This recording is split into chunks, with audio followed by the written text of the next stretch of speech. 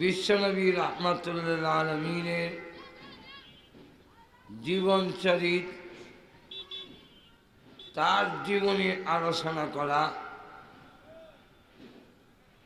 কেন কি দরকার? কারণ বিশ্বনবীর সিরাতই আমাদের জন্য আল্লাহ হওয়ার এক মাধ্যম। রসুলকে বাদ দিয়ে আল্লাহ হওয়া সম্ভব নয়। রসুলের জীবনীতে যখন আমরা আল্লাহ হওয়ার জন্য এক মাধ্যম, তাই রসুলের সিরাত আমাদের জানার দরকার। সেই সিরাতকে অনুসরণ করার দরকার, যার মাধ্যমে আমরা আল্লাহকে পাবো, আখিরাতের নাজাত পাবো, জান্নাত লাভ করতে পারব। মহান আল্লাহ পাক যেহেতু রসুলের জীবনী রেখে আমাদের জন্যে, যারা আল্লাহ বিশ্বাস করে, আল্লাহর সঙ্গে দাঁড়িয়ে জবাবদিহি করতে হবে, এই ভীতি যাদের অন্তরে আছে, যারা পরকাল বিশ্বাস করে, যারা বেশি বেশি আল্লাহকে স্মরণ করতে চায়, তাদের জন্য আর কারো জীবন মডেল নয়, আদর্শ নয়, একমাত্র মুহাম্মদুর রাসূলুল্লাহর জীবনই হইল আদর্শ। আল্লাহ নিজে বলছেন, লাকাদ কানা লাকুম ফি রাসূলিল্লাহি উসওয়াতুন হাসানাহ লিমান কানা ইয়ারজুল্লাহ।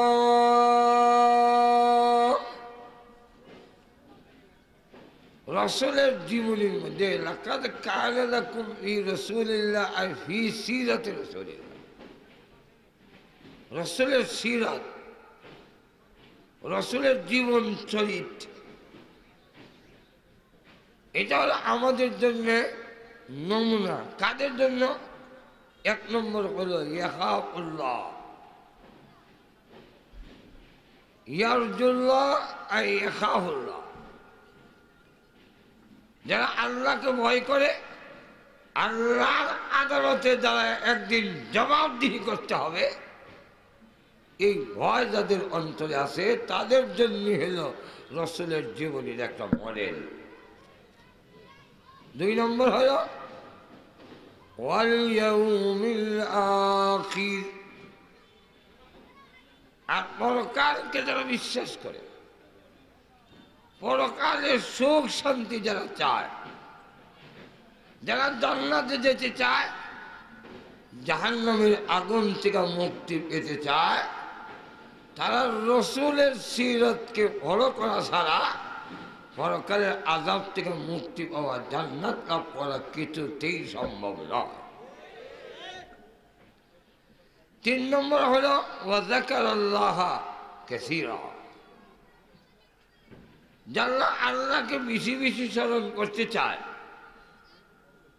একমাত্র রসুলের জীবনীই আল্লাহকে বেশি স্মরণ করার জন্য একটি আদর্শ, একটি নমুনা। রসুলের জীবনী এমন কোন মুহূর্ত নাই যেই মুহূর্তে আল্লাহকে স্মরণ করেন নাই। আবু দাউদ শরীফের হাদিসে আম্মা জান আয়েশা রাদিয়াল্লাহু আনহা বলছেন, প্রতিদিন মুহূর্তে আল্লাহ রসুল আল্লাহকে স্মরণ করতেন। এই কারণে লক্ষ্য করে দেখেন, প্রত্যেকটা দোয়ার শুরু হইল আলহামদুলিল্লাহ আল্লাহ হয়, আল্লাহুম্মা দিয়া। কিন্তু বাথরুম থেকে বাইবার দোয়াটা আল্লাহুম্মা দিয়া নাই। বাথরুমে ঢুকতেও দোয়া আল্লাহুম্মা, কিন্তু বাইরে যে আল্লাহুম্মা নাই। সকল দোয়া আল্লাহুম্মা দিয়া শুরু, আর মেরে আলহামদুলিল্লাহ শুরু। কিন্তু বাথরুম থেকে বেরিবার সময় আলহামদুলিল্লাহ গুফরানাকা, আয় আল্লাহ তুমি আমাকে মাফ করো, আগফিরু গুফরানাকা, আল্লাহ তুমি আমাকে মাফ করো, রাসূল এই দোয়া শিক্ষা দিলেন যে বাথরুম থেকে বেরোবার সময় লেখা আল্লাহ তুমি আমার মাফ করো, এখানে গুনাহ কিতা করলাম। বাথরুম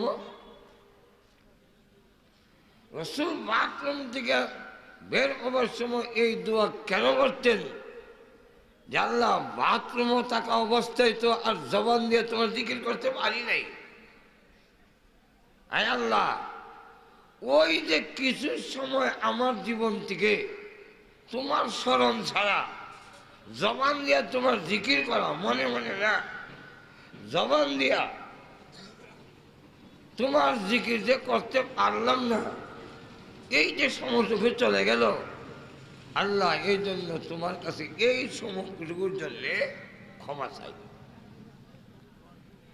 যেই নবী তার বাথরুমে ওই টাকা অবস্থায় আল্লাহকে জবান দিয়া জিকির করতে পারেন নাই, এর জন্য ক্ষমা প্রার্থনা করেন, সেই নবীর জীবনীকে ফলো করলেই প্রতিটি মুহূর্তে আল্লাহকে স্মরণ করা যাবে। আর কারো জীবনী আর কারো লাইফ আল্লাহকে স্মরণ করার জন্য মাধ্যম হবে না, হতে পারে না। এই কারণে বিশ্বনবীর সিরতের আলোচনা, যেহেতু আল্লাহ হওয়ার জন্য একমাত্র মাধ্যম হলো রাসূল, রাসূল ছাড়া আল্লাহ হওয়া সম্ভব নয়। কেউ ডাইরেক্ট যদি আল্লাহর কাছে যেতে চায় পারবে না, রাসূল ভায়া হয়ে দিতে হবে। কেউ রাসূল ছাড়া ডাইরেক্ট যেতে চাইলেও আল্লাহ নিত না, রাসূলের মাধ্যমে যেতে হবে। এই জন্যে রাসূলের গোটা জিন্দেগি সংরক্ষিত, এমন কোন নবী নাই যেই নবীর গোটা জিন্দেগি সংরক্ষিত, এমন একজন নবী নাই যেই নবীর মাথা মোবারক থেকে নিয়ে পা মোবারক পর্যন্ত গোটা আকৃতি বলতে পারবে বললে আমার জানা মতে কোনো লোক নাই। না খ্রিস্টানের মধ্যে আছে, না ইহুদিদের মধ্যে আছে, না আমাদের মধ্যে আছে।